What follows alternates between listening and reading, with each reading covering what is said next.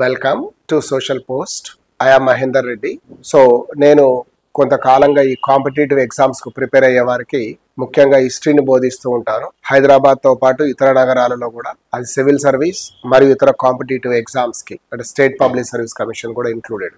So ప్రధానంగా మనం ఈరోజు చేస్తున్న చర్చ ఏంటంటే ఇటీవల కాలంలో హైడ్రా అనేది ఒకటి వార్తల్లోకి వచ్చిన అంశమే. సరే, హైదరాబాద్ డిజాస్టర్ రెస్పాన్స్ మేనేజ్మెంట్కి సంబంధించింది చూసినప్పుడు మనకు హైదరాబాద్ నగరం అంటేనే చెరువులకు నిలయం అన్నది వినిపిస్తూ ఉన్నదే.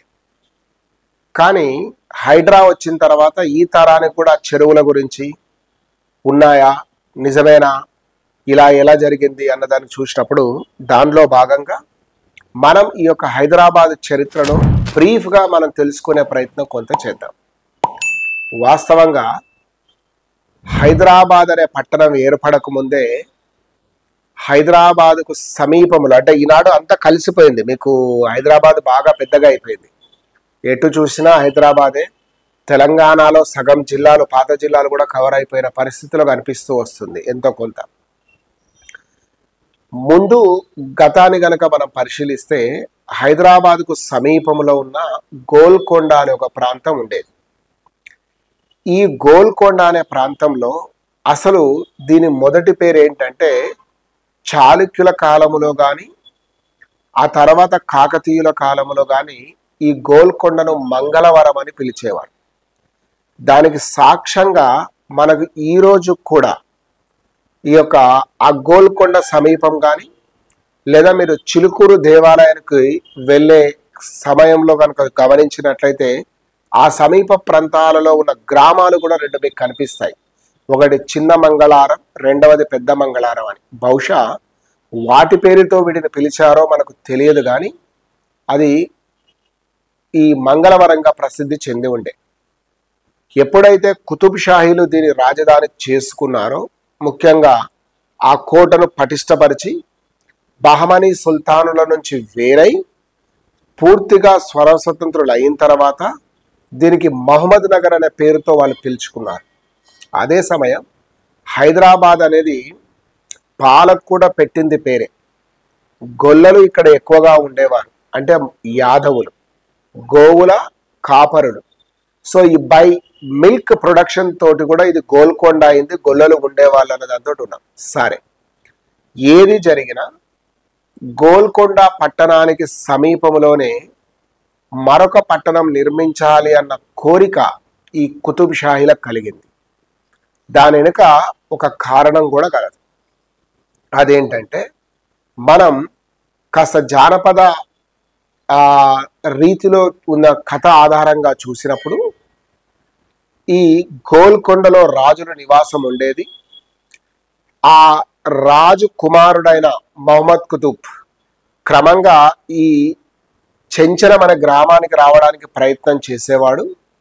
ఈ గోల్కొండకును మరియు చెంచలం అనే గ్రామానికి మధ్య ఈ మూసీ నది ప్రవహిస్తూ ఉండేది.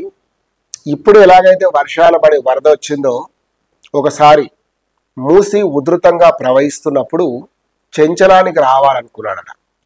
చెంచలానికి ఈయన రావడానికి వెనుక ఉన్న నేపథ్యం ఏమిటి అన్నది కూడా చూస్తే, బాగుమతి అని పిలువబడే ఒక నృత్యకారిణి, నర్తకి ఉండేది. ఆయన ఈవిడను ఆయనకు ప్రియురాలు అని కూడా చెప్పే ఒక కథ కూడా కలదు. ఒకటి ఇదైతే, రెండవది వచ్చేవరకు ఇది ఏంటంటే ఆవిడ పేరిట, ఆ బాగుమతి పేరిట దీన్ని భాగ్యనగరం అన్నాం.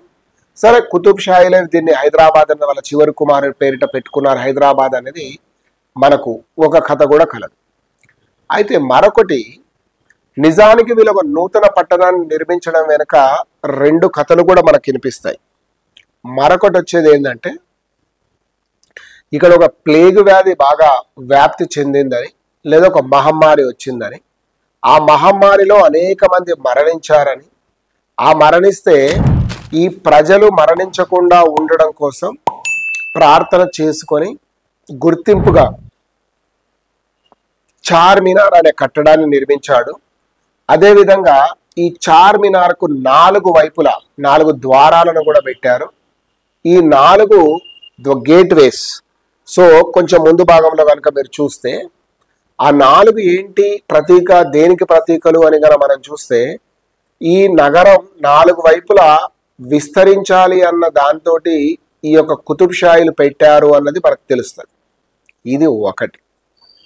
సో మరొక సిద్ధాంతం కూడా దీనిపైన ఉన్నది ఏంటంటే, అప్పటికే గోల్కొండ అనేది వజ్రాల వ్యాపారానికి ప్రసిద్ధి చెందినది.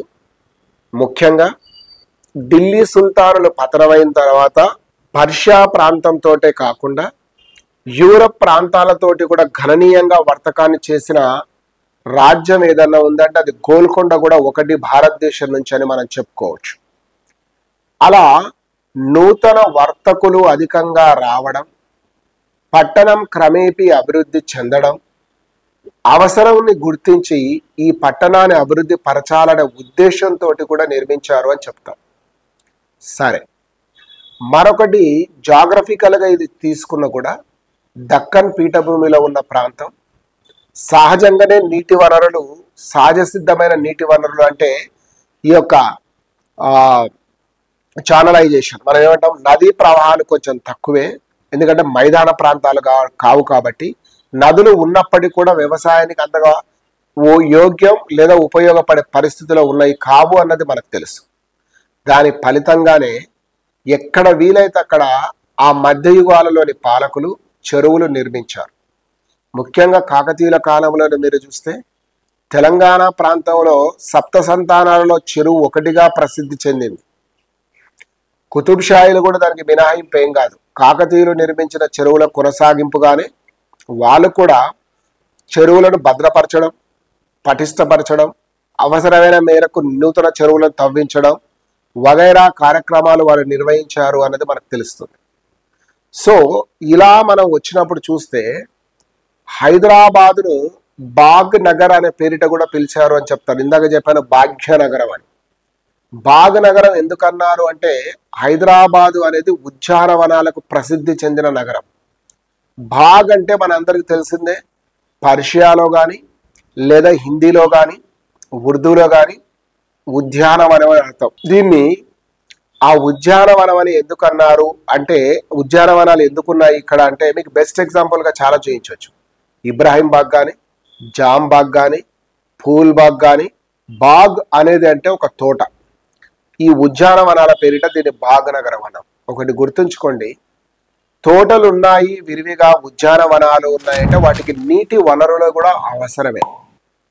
నీరు లేకుండా మనం ఈ యొక్క తోటలను పరిరక్షించడం అసాధ్యం.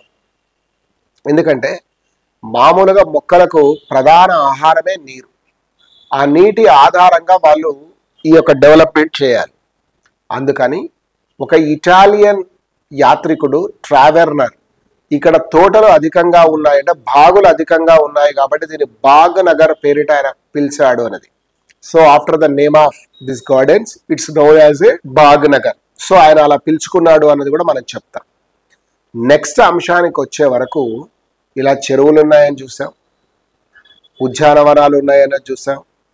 మరి ఏమైపోయింది ఈ చెరువులు అన్నది మనం చూసినప్పుడు, లేదా అనేక సందర్భాలలో అనేక మంది ఇరిగేషన్ డిపార్ట్మెంట్ వారే కాదు, పర్యావరణవేత్తలే కాదు, కాస్త హైదరాబాద్ పట్టణం పైన అవగాహన ఉన్న నిరక్షరాస్యులతో సహా చెరువులు ఉండేటివని చెప్తాం. తెలంగాణలో కానీ తెలుగు భాషలోని కుంట అంటే కూడా చెరువే. మీరు ఎక్కడైనా చూడండి అనేక కుంటలు కనిపిస్తాయి. నల్లకుంట అనుకోండి, బతుకమ్మ కుంట అనుకోండి, ఇలా కుంట అనే పేరిటను ఒక చెరువు. సో ఇవన్నీ కూడా చెరువులే. మరి ఎందుకు ఇవి పోయాయి అన్నది కనుక చూస్తే, పట్టణ విస్తీర్ణములో భాగంగా వివిధ రియల్ ఎస్టేట్ల వాళ్ళు కావచ్చు, లేదా ప్రజలు కూడా తమ నివాసాన్ని ఏర్పరచుకోవడానికి తగినంత భూమి ఈ దూర ప్రాంతాలలో ఉండడం, అప్పట్లో రవాణా సౌకర్యాలు కూడా తక్కువగా ఉండి వచ్చి ఎక్కడ వీలైతే అక్కడ నివాసాలను ఏర్పరచుకోవడం ఒకటి. దానికి తోడు ఉపాధి అవకాశాల కోసం గ్రామీణ ప్రాంతం నుంచి వచ్చే నిరుపేదలు వారు కూడా ఈ స్లమ్స్గా డెవలప్ అయినాయి అన్నది మనకు తెలుసు.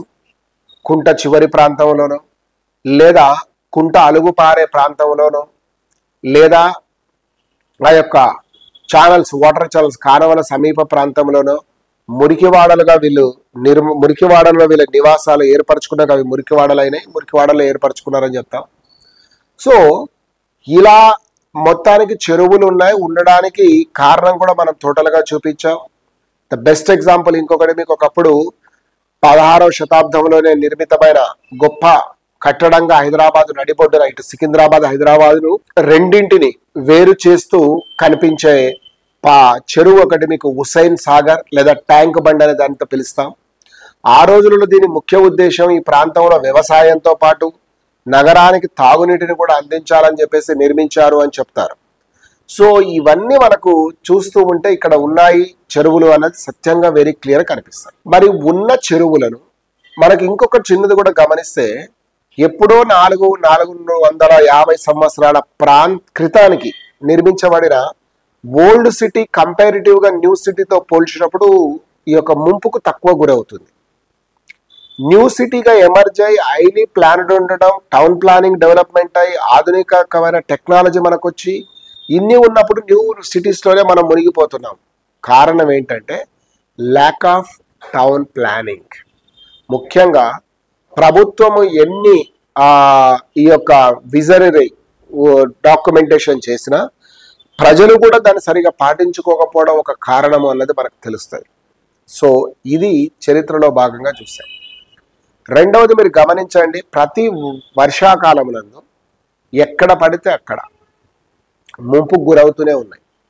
అర్ధరాత్రి సాయంత్రం 9 అంటే ఈవినింగ్ అవర్స్ 9 or 10 o'clock కనుక వర్షం ప్రారంభమైతే ఈ విపరీతమైన వర్షం రావడం వల్ల వాటర్ ఫ్లో వచ్చేసి అర్ధరాత్రి పూట తట్టా బుట్టా సర్దుకొని పిల్లా జల్లాలందరూ కూడా ఆ యొక్క దిగువ ప్రాంతాల నుంచి పోవాల్సి వస్తుంది. గృహాలు మునిగిపోతున్నాయి, ఎలక్ట్రిసిటీ డిస్కనెక్టెడ్ అయిపోతుంది, తాగునీటి సౌకర్యాలకు ప్రాబ్లం వస్తుంది. ఇవన్నీ మనం రెగ్యులర్గా చూస్తూనే ఉన్నాం. అలా అని చెప్పి కూడా ఇప్పటికిప్పుడే దీన్ని కంప్లీట్గా చేంజ్ చేయాలి అని అనుకోవడం కూడా కొంత ఇబ్బందే. రీసెంట్గా మనం ఒకటి చూస్తే పంట పొలాలలో విల్లాల నిర్మాణం అనేది జరిగింది. ఆ పంట పొలాలు కొంత నీటి నిలువ ఉండే దిగువ ప్రాంతాలు కూడా అయినాయి. ద బెస్ట్ ఎగ్జాంపుల్ మోకిలలో కనుక చూస్తే వాళ్ళు ఎంత ధనాన్ని వెచ్చించి అది కొన్నారో మనకు తెలియదు, కానీ వాళ్ళు ఆ నీళ్ళలో నివాసం ఉండే పరిస్థితికి వచ్చేసింది అంటే ఎంత డబ్బు దానికి పెట్టినా కూడా అది వృధా అయిపోతుంది కదా. అది ఒకటి. తర్వాత మరొక దానికి వచ్చే వరకు అసలు ఈ వరదలను మనం ఆపుకోకపోతే హైదరాబాద్ పట్టణానికి ప్రమాదమా అంటే అవును అని చెప్పొచ్చు.